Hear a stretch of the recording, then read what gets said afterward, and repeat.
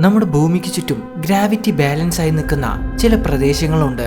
അതെ, ഈ പ്രദേശത്തെ നമ്മൾ ലഗ്രാഞ്ച് പോയിന്റ് എന്നാണ് വിശേഷിപ്പിക്കുന്നത്. ഭൂമിക്ക് ചുറ്റും ഏതാണ്ട് 5ഓളം ലഗ്രാഞ്ച് പോയിന്റുകളാണ് ഉള്ളത്. ഇവയെ നമ്മൾ L1, L2, L3, L4, L5 എന്നാണ് ഡിനോട്ട് ചെയ്യുന്നത്. ഈ പ്രദേശങ്ങളിൽ ഗ്രാവിറ്റി ബാലൻസ് ആയി നിൽക്കുന്നത് കൊണ്ട് തന്നെ ഓർബിറ്റ് ചെയ്യാതെ ഒരു സ്ഥലത്ത് തന്നെ നിന്ന് പഠനങ്ങൾ നടത്തേണ്ട സാറ്റലൈറ്റുകളെ ഇത്തരം പ്രദേശത്തേക്കാണ് നമ്മൾ വിക്ഷേപിക്കാറുള്ളത്. ഇനി ഈ പോയിന്റുകളെല്ലാം ഭൂമിയുടെ ഏതൊക്കെ ഭാഗത്താണുള്ളത് എന്ന് നോക്കാം. ഇതിൽ L1 പോയിന്റ് സ്ഥിതി ചെയ്യുന്നത് ഭൂമിയുടെയും സൂര്യന്റെയും ഇടയിലാണ്. ഈ ഒരു പ്രദേശത്താണ് ഇന്ത്യയുടെ ആദിത്യ L1ഉം നാസയുടെ സോഹോ പോലുള്ള സൂര്യനെ കുറിച്ച് നിരന്തരമായി പഠിക്കുന്ന സാറ്റലൈറ്റുകൾ ഉള്ളത്. ഇനി L2 പോയിന്റ് സ്ഥിതി ചെയ്യുന്നത് ഭൂമിയുടെ സൂര്യനോട് ഓപ്പോസിറ്റ് ആയി നിൽക്കുന്ന ഭാഗത്താണ്. അതായത് L2 പോയിന്റിന്റെയും സൂര്യന്റെയും ഇടയിൽ എപ്പോഴും ഭൂമി ഉണ്ടാകും. അതുകൊണ്ട് തന്നെ സൂര്യപ്രകാശത്തിന്റെ ഡിസ്റ്റർബൻസ് ഇല്ലാതെ പര്യവേക്ഷണങ്ങൾ നടത്തേണ്ട സാറ്റലൈറ്റുകളെ ഈ ഒരു പ്രദേശത്തേക്കാണ് നമ്മൾ വിക്ഷേപിക്കുന്നത്. ഈ ഒരു പ്രദേശത്താണ് നാസയുടെ ജെയിംസ് വെബ് ടെലിസ്കോപ്പ് നിൽക്കുന്നത്. ഇനി L3 പോയിന്റ് സ്ഥിതി ചെയ്യുന്നത് ഭൂമിയുടെ നേരെ ഓപ്പോസിറ്റ് സൂര്യന്റെ ബാക്കിലായിട്ടാണ്.